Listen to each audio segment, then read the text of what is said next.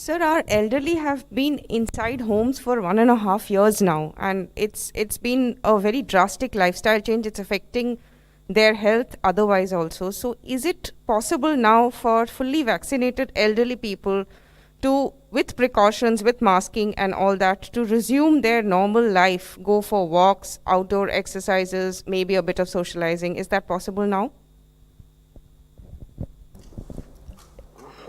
In general vaccine लग गया है, उसके बाद हम प्रिकॉशंस ले रहे हैं तो हम नियर नॉर्मल लाइफ को लीड कर सकते हैं, लेकिन ख्याल रखना पड़ेगा कि हम भीड़ में नहीं जाएंगे, हम सोशल डिस्टेंसिंग मेंटेन करेंगे, हैंड हाइजीन रखेंगे। ये सारी प्रिकॉशन अगर साथ चलती हैं तो अगर कोमॉर्बिडिटीज़ नहीं हैं तो एल्डरली को किसी हद तक ज़रूर खुलना चाहिए।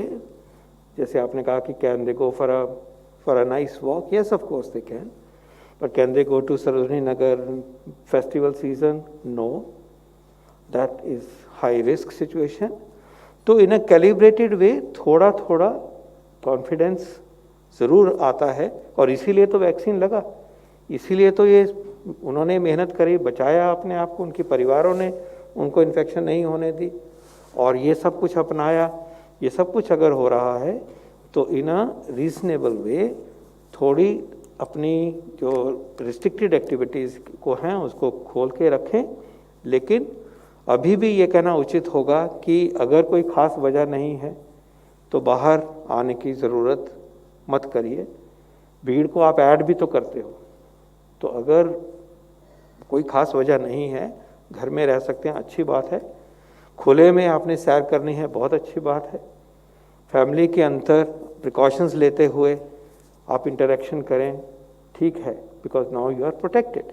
तो जो अनप्रोटेक्टेड की सिचुएशन थी उससे इस सिचुएशन में जो अंतर आया है, तो लाइफ में भी अंतर आना है, और उस हद तक ठीक है।